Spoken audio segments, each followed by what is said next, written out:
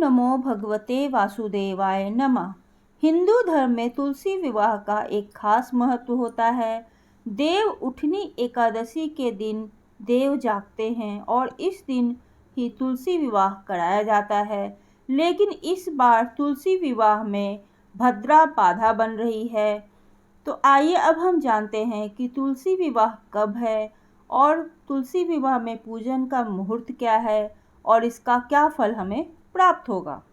हर साल कार्तिक शुक्ल एकादशी पर श्री हरि विष्णु योग निद्रा से जागते हैं और इसी दिन गोधूली बेला में तुलसी से उनका विवाह कराया जाता है।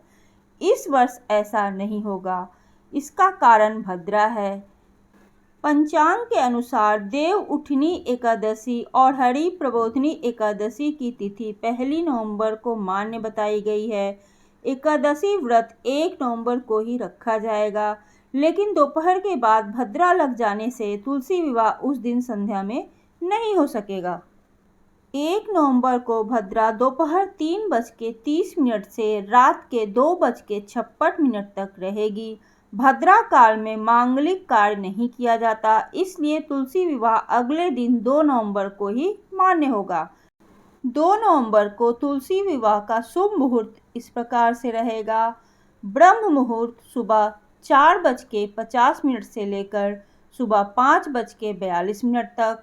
दोपहर में अभिजीत मुहूर्त सुबह के 11:42 से लेकर दोपहर के 12:26 तक और विजय मुहूर्त दोपहर के 1:55 से लेकर दोपहर के 2:39 तक और गोधूली मुहूर्त जो कि बहुत ही शुभ माना जाता है वह है शाम के 5:35 से लेकर शाम के 6:01 तक।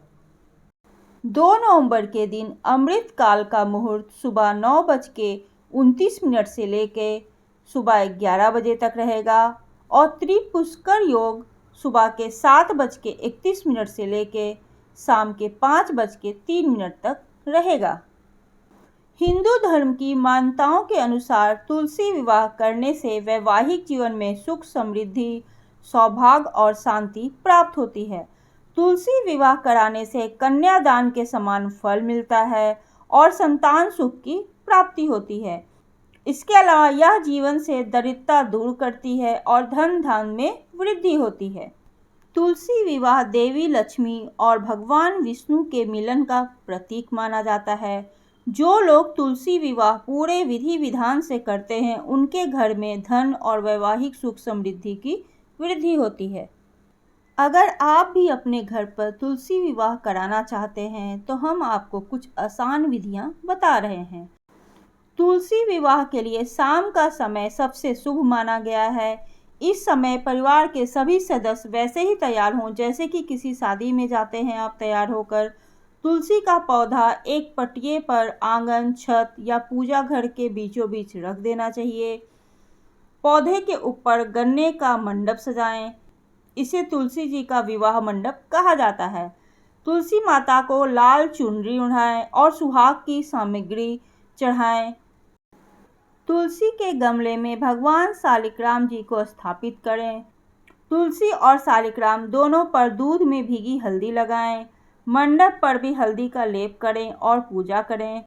तुलसी माता को प्रसाद अर्पित करें, उनकी आरती करें। 11 बार तुलसी जी की परिक्रमा करें। प्रसाद को परिवार सहित ग्रहण करें और बांटें। अंत में माँ तुलसी से प्रार्थना करें कि वे आपके जीवन में पवित्रता, प्रेम और समृद्धि का आशीर्वाद दें। तुलसी विवाह के नियम के अनुसार शालिग्राम जी पर चावल नहीं चढ़ाना चाहिए, क्योंकि भगवान विष्णु के इस स्वरूप पर चावल अर्पित करना अशुभ माना जाता है। उनकी पूजा सिर्फ तिल, फूल और तुलसी दल से करनी चाहिए। अगर आपको यह वीडियो पसंद आई है तो प्लीज़ मुझे कमेंट करके ज़रूर बताइए और ऐसे ही धार्मिक वीडियो को देखने के लिए प्लीज़ आप मेरे चैनल को लाइक कीजिए, सब्सक्राइब कीजिए। ओम नमो भगवते वासुदेवाय नमः।